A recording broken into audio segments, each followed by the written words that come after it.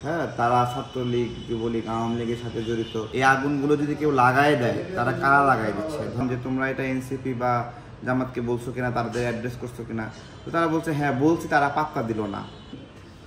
রাষ্ট্র রাজনীতি, আমি বারবার বলছি, এটা একটা সামাজিক চুক্তি। আপনি যদি কাউকে চুক্তির বাহিরে রাখেন, তাহলে জ্বালাও পোড়াও হয়, ভায়োলেন্স করে, এটা খুব স্বাভাবিক বিষয়। এই আগুনগুলো যদি কেউ লাগায় দেয়, তারা কারা লাগাই দিচ্ছে? ধরেন যদি আওয়ামী লীগ এটা লাগায় দেয় যদি বলেন, হ্যাঁ, তো আমরা সেটা ধরতে পারছি না কেন?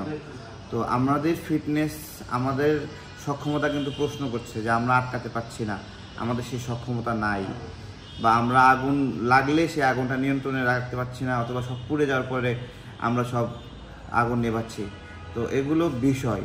রাজনীতিতে সবাইকে নিয়ে, পরাজিতকে নিয়েও পরিকল্পনা থাকতে হয় যে তাকে কীভাবে সোশ্যালাইজ করবেন, কীভাবে রাখবেন। এই পরিকল্পনা করা হয়নি বলেই এটা, যদি প্রাকৃতিকভাবে আগুন লাগে তাহলে তো একটা বিষয়, সেটা লাগতে পারে। কিন্তু শয়তানি করে যদি ধরেন আওয়ামী লীগই যদি লাগায় দেয় এই আগুন, অথবা যেটাই বলি, আওয়ামী লীগের কথা যদি বলেন, তো আপনার হলো কি করতে পারবেন, তাই না? সেটাই, সমাজে আওয়ামী লীগকে নিয়েও এই সমাজের একটা প্ল্যান থাকতে হবে, পরিকল্পনা থাকতে হবে। আমরা বারবার বলছি এটা, সেই প্ল্যানটা কী হবে সেটা সবাই মিলে ভেবে ঠিক করতে হবে। তাকে যদি দূরে রাখেন, সেটা কি সিস্টেমে রাখবেন, আর তাকে যদি সমাজে নিঃশ্বাস নেওয়ার সুযোগ দেন, বাঁচার সুযোগ দেন, কীভাবে দিবেন, সেটা আইনি প্রক্রিয়া কি, সামাজিক প্রক্রিয়া কি। গণ অভ্যুত্থানে তাদের একটা বড় সংকট আছে, সেখানে তারা আপনার হলো মাস কিলিংয়ে অভিযুক্ত, তাই না?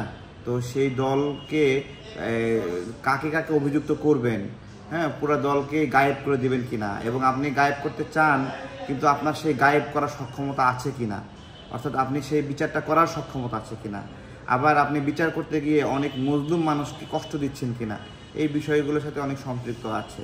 এই জন্যই বলছিলাম যে রাজনীতি, রাষ্ট্র, এগুলো সামাজিক চুক্তি। সেই চুক্তির বাইরে কাউকে রাখলে সম্ভাবনা থাকে তারা ভায়োলেন্স করা। জুলাই সনদ স্বাক্ষরের বিষয়ে যেই ভাইরা আন্দোলন করছিল, তাদের একটা অংশ আমার সাথে যোগাযোগ করে এবং রাতে আমার সাথে দেখা করে। তো আমি বললাম যে কি বিষয় তোমরা বলো।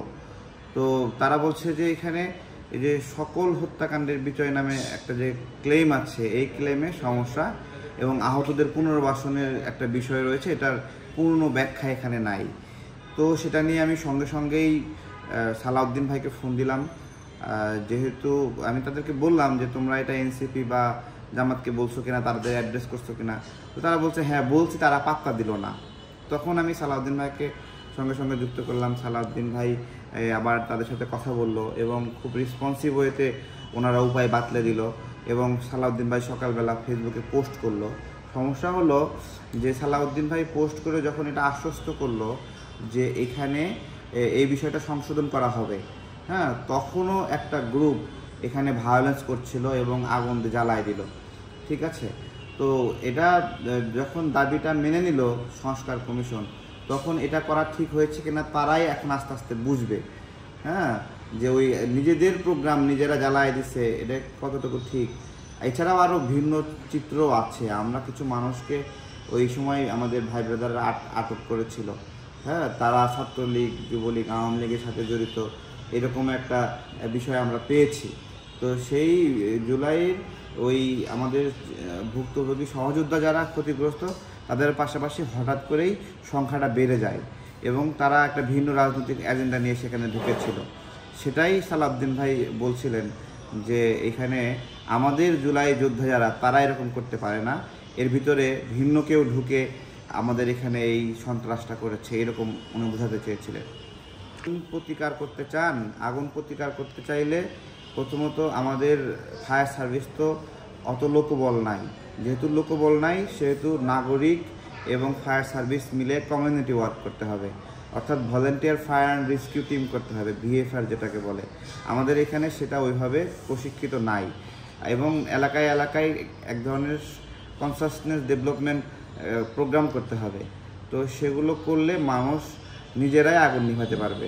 মানুষ আগুনের ক্ষেত্রে যেটা হয়, প্যানিকড হয়, ঘর থেকে চলে যায়, কিন্তু ওইখানে ছোট পরিসরেই নিজেদের কাছে ছোট ছোট ইকুইপমেন্ট, একটু বালি অথবা পানি অথবা ফায়ার ফাইটিং ইকুইপমেন্টের মধ্যে কার্বন ডাইঅক্সাইড অথবা এবিসি পাউডার, এগুলো যদি এখানে সঙ্গে সঙ্গে ব্যবহার করতে জানে মানুষ, তাহলে আগুনটা এত ম্যাসিভলি ছড়ায় না।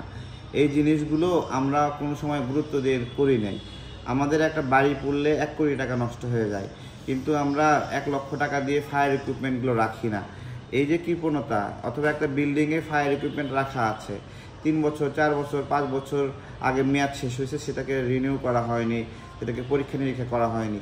এই যে যে জিনিসটা সুরক্ষার বিষয়, সেই জিনিসটাকে আপনি গুরুত্ব দিচ্ছেন না, এটাই তো আপনার ক্ষতি বহন করে। মানুষ এক্সারসাইজ করে কেন? কেউ টাকা দেয় এক্সারসাইজ করলে? ব্যায়াম করলে কেউ টাকা দেয়? খুব খুব কষ্ট হয় ব্যায়াম করতে, তারপরে ব্যায়াম কেন করে মানুষ? ভালো থাকার জন্য। ঠিক একইভাবে ফায়ারের বিষয়টিও আমাদের ভালো লাগে না, খরচ হয়, কিন্তু ওই নিরাপত্তা বিষয়গুলো প্রস্তুতি রাখা জরুরি।